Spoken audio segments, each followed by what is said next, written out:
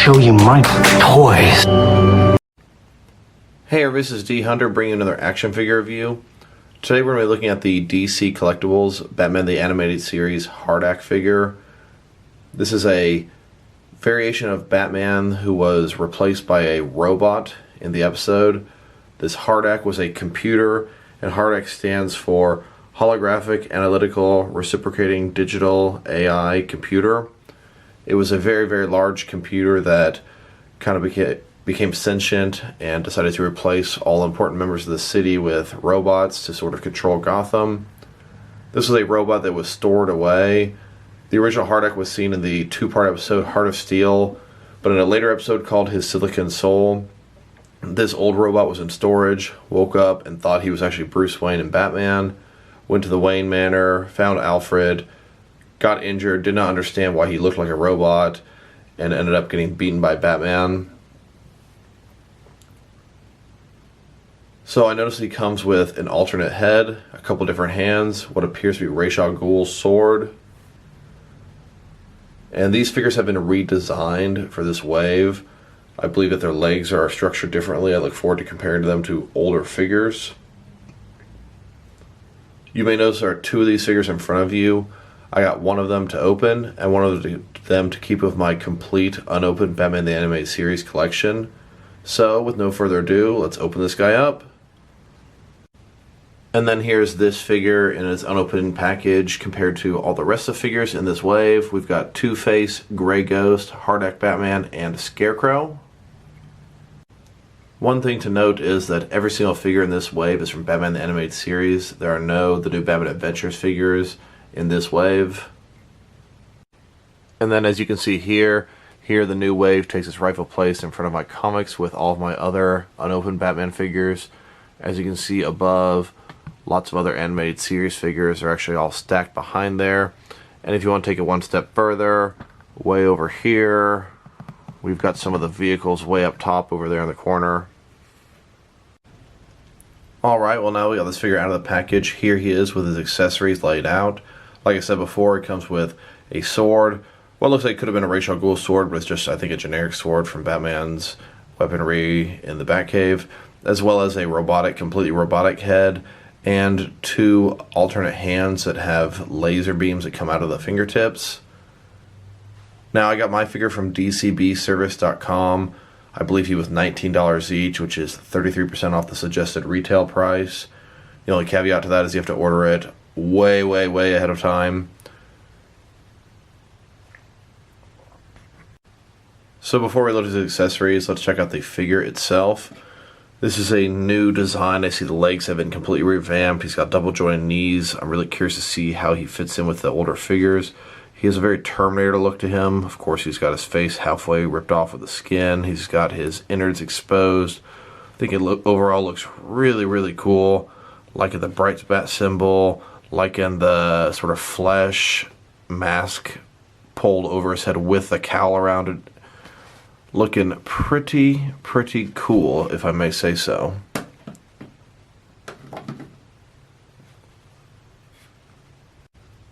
So next, let's check out his accessories.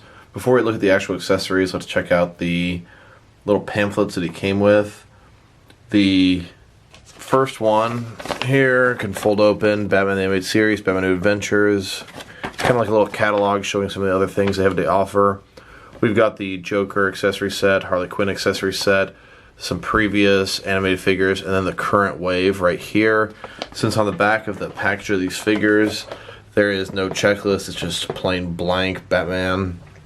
Kind of cool to at least include that in the pamphlet inside of there. Now they sure don't show the next wave, which we know is a re-release of 4 of the 5 figures that came in the GCPD set. There's another little paper it comes with here, and this is where it looks like just a checklist of the current wave, and of course it shows you can swap Scarecrow's head, but doesn't show you can swap HARDAC's head. Kind of odd decision there. And so next, to check out his accessories. The first ones I would like to look at are his hands.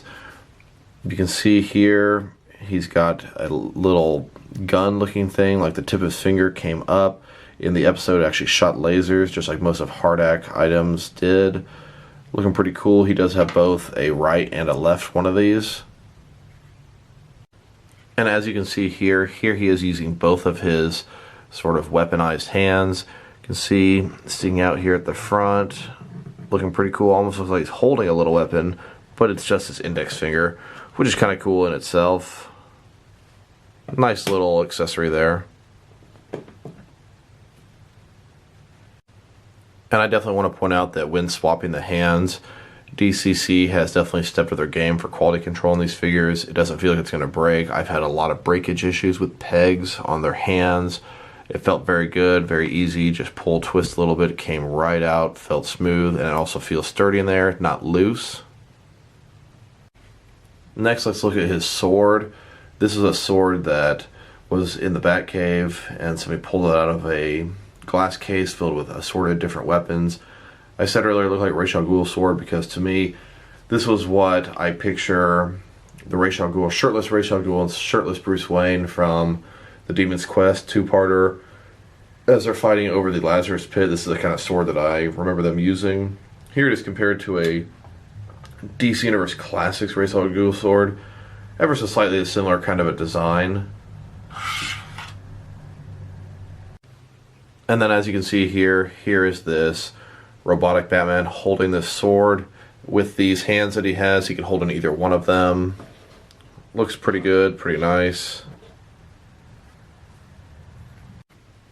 Next, let's look at his alternate head. So in front of you here are both of the heads this figure comes with. This one here has got sort of half of his flesh sort of burnt off. This one here is where he has it completely pulled back. He pulled his cowl off with his face at least once in the episode. Both these heads look really nice. The detail is pretty good. I must say that this one here doesn't actually make sense with the cape that this figure is given, and I'll show you what I'm talking about here in just a second. So here he is, as we've already been seeing him with his sort of split face on. Of course, in the back of the figure here, he's got his face pulled off with his cowl, which doesn't make sense since half his face is still on over here. So the actual appropriate head to fit with this cape on would be this one. And as you take off the head to swap the other one, I notice you can very easily take the entire cape piece off and then have him like this. Of course, putting this head like this doesn't work either because he had his cape on in the show. Now I took this older cape, might be from the Batman Expressions pack, might be from the Batman that came with the Batmobile, and decided to see how would this look. Put it onto here, put his head back on, and you know what? This is exactly how this particular figure is supposed to look. At least with this head, that is. And then here he is with his robotic head on, looking kind of scary in some ways, almost like he's screaming with just the way the mouth is designed. Of course, like I said before, this is the only head that actually makes sense with the cape he's given. A little bit annoying that the default head that he was wearing in the package doesn't actually work with the cape he has on. But either way, both these heads are really, really cool. Now I do think this is the way that I'm going to be displaying this figure for the majority of the time, being with his split face and with the cape, the extra Batman cape that I took out of my Batman armory. Just think this is the best way to display this figure, unless you want to use the other head. Now this cape here is really cool, I just don't like that it doesn't match that head properly. Now that we've taken a pretty good look at his accessories, next let's check out the height of this figure. This is a DC Collectibles figure, and DC Collectibles usually makes their figures 7-inch scale, but the Batman Animated Series line is more of a 6-inch scale. So this guy here is sitting at, looks like just about, if you count the ear, just a hair under 6.5 inches, but from the top of the head I'd say about 6.25 inches. Next let's check out this figure's articulation. Now it's going to be a little bit different from some of the previous Batman releases. I'm going to go ahead and take his cape off for this part because this cape here is kind of this extra rubber part which restricts his head motion a little bit. That is not the cape that came with this figure. Also, while I have it off, notice his neck. You can see some of the robotic pieces exposed. Pretty cool looking. So of course his head doesn't really tilt, does go completely around, can look down really not too much, can look up pretty nicely. Shoulders go out just about 90 degrees, not quite. Of course they can go forward, back, ball joint all the way around. Single jointed elbows with a swivel included. Articulation here on the forearm, a swivel. Then his hands, of course they can go around and they're hinged as well. A lot of range of motion there. No ab crunch, that would totally break up the aesthetic of this. Damage here. He does have a traditional waist swivel. His legs, now completely new style of articulation here. Go out 90 degrees with pretty much ease. A little concerned about the clear plastic here, but so far everything's just fine. Then go forward about that far, so he should be able to sit down, no problem. Then go back, really not at all. Double joint knees. I believe this to be the first time in this line. All the way back around like so. And then he's got a shin swivel as well, the top of the boot hidden nicely. And his foot, of course, it can go up and down. But what a nice surprise is, it also has an ankle rocker as well, as you can see here. Nice range of motion with this figure. I must say I have mixed feelings on them changing the articulation formula just because they may not visually fit in with the other ones. We'll check that out shortly. Another thing I did notice is they don't come with the traditional stand like most of the figures have come with here. Me personally, I hate stands. I'm not a stand guy, so my collection will not be displayed that way. But I could see some people being kind of annoyed if all their figures are sitting there with their white stands, except for the newer ones. Next, I took a regular Batman the Animated Series figure and decided to compare him to this newer version. A lot of articulation has changed. So at the bottom, their feet, I mean, they may as well be similar. I can't tell if they're identical or not.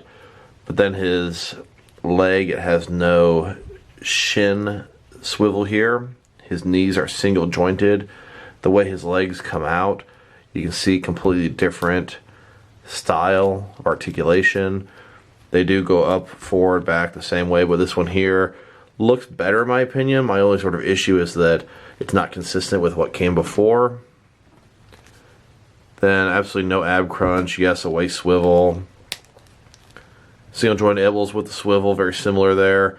Hands very similar as well, although definitely new sculpt. And the head, pretty much the same thing as well. Shoulders as well. So the things that they've upgraded or changed are going to be the knees, the hips, the little cut here, as well as the cut on the arms, which this guy does not have the forearm swivel either. Next, here he is next to all the different Batman the Animated Series Batmans that I've gotten from this line. This line has forced me to get this guy now, it appears to be 6 times. One of them was the single-carded Batman the Animated Series release. Next was a 2-pack with Mask of the Phantasm. And then there was the accessory set, Expressions Pack Batman release. And then there was one that came with a Bat Signal. Batman and Robin came with it. And there was another Batman and Robin that came with a Bat Signal and Batmobile Deluxe Pack. And then now we've got the HARDAC Batman, totaling 6 of them. Next, here he is with the evolution of the Bruce Wayne Batman throughout the shows. First we've got the Animated Series Batman, then of course this figure, the HARDAC Batman, and then the new Batman Adventures Batman from Season 4, and then last is the Justice League Unlimited Batman. And then here's another few Batmans in the same style and scale. First on the far left here, we've got a Batman in a Mr. Freeze suit. And then next we've got Terry McGinnis in his Batman Beyond suit. And then on the right we've got Bruce Wayne as he appeared in the Justice League film Gods and Monsters. That line of figures is the only figure so far they've released in this scale and style that are actually not from the Timverse. When I say Timverse, I mean Batman the Animated Series, New Batman Adventures, Superman Animated Series, Justice League Unlimited, etc. They are actually making additional figures in this style and scale upcoming that are not from the Timverse as well. I believe they teased us a Red Hood and an Azrael Batman. And then here he is next to these sidekicks from Batman the Animated Series. You can see on the right we've got Robin, on the left we've got Batgirl. And then here he is next to these sidekicks from the new Batman Adventures. Here we've got Batgirl, Batman, Nightwing, and then Robin. Next, here he is compared with some DC Direct and DC Collectibles figures in the standard 7-inch scale. As you can see here, he's quite a bit shorter than them, particularly the Arkham Knight Batman. But here's kind of what you'll see is a scale difference between the animated line and all the other DC Direct and DC Collectibles lines. Here he is next to a couple of Terminator NECA figures. Now to me, this HARDAC Batman has always been sort of Terminator-esque. He's a robot that looks like a human, gets half his face ripped out, has battle damage, etc., etc.